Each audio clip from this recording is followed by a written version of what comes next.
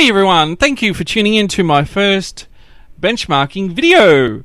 Today is Monday the 14th of March and we're checking out the Division to see how well or how bad it goes. Can we get 60 FPS? Why do we want 60 FPS? Alrighty, so my PC specs, I have a Intel i3 1230 version 3 Xeon, which is the same as the i7 4770. I paid 285 Australian dollars back in the day when the i7 was $365. I've recently upgraded from a 660 NVIDIA card over Christmas to the Sapphire R9 380 4GB Nitro card. I picked it up off eBay cheap. This guy didn't want it as a Christmas present. Alrighty, I think it was $200 I paid for it.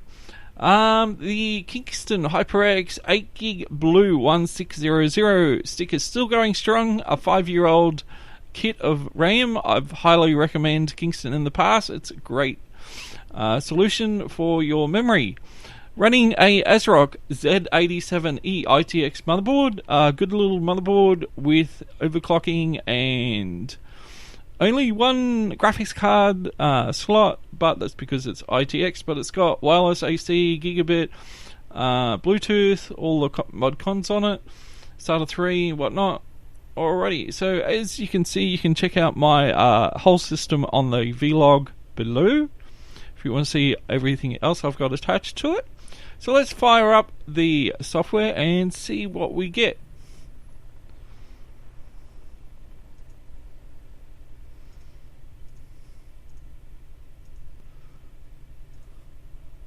So let me just find the right things to turn off here.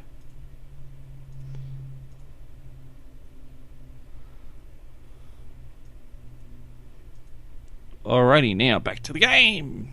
Excellent. Alrighty, so if you want to buy this game really cheap and you don't want to pay the Australian Steam price, which I worked out, if you buy it off Australian Steam, it works out to be $84 Australian.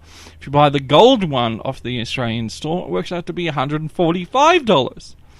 It's actually cheaper to buy the base game from JB Hi-Fi, which is $69 Australian dollars, or if you use the Brazilian VPN, it works out to be Australian $60.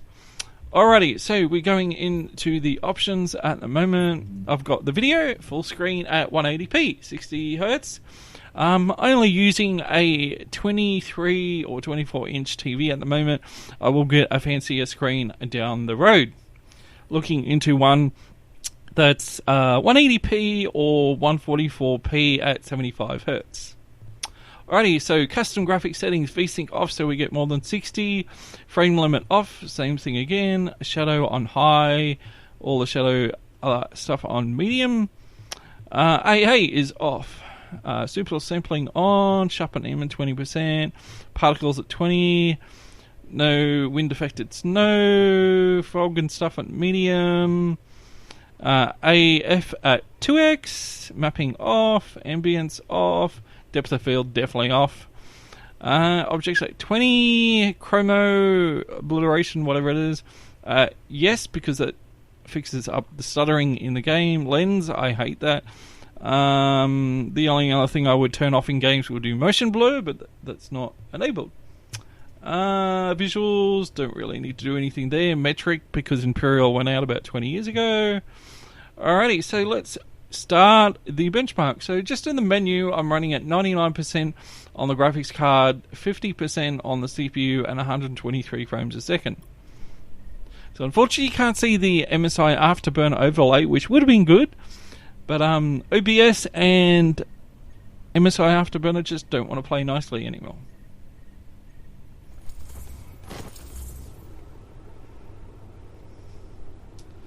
Alrighty, so we're around the 92 mark, coming down to the 80s, down to 75, 76.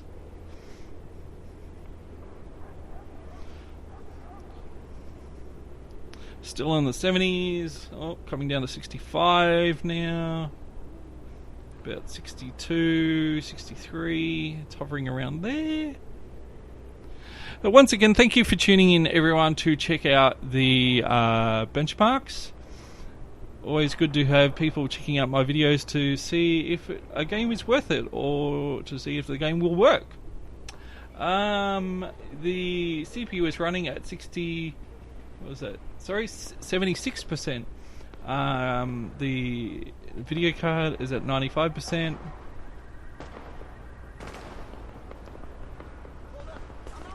So it looks like we're getting a good solid 63, 64 FPS in this environment at the moment.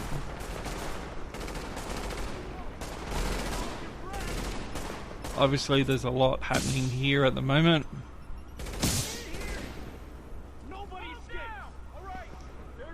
From my own personal gameplay videos, I found it runs pretty much 60 to 65.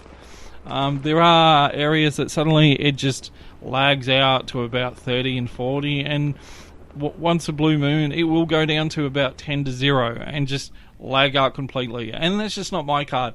People with really expensive video cards have the same thing.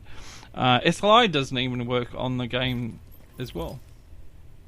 Alrighty, so it's saying my average frame rate was 69.8, so let's round it off to 70. Typical FPS was 71.4. Average CPU utilization was around 50 to 54%, and average GPU 90%. So I've seen 90 to 99%, and it seems as a real average on 50%. So I'm not sure if that's because it's an i7 type CPU with 8 cores. It just doesn't know how to use those extra cores properly or not, but hopefully we'll see some more patching in the game and it will use the CPU better. Anyway, thank you for tuning in. Please feel free to comment, like, subscribe and share the video around, and have a great week. Okay, bye.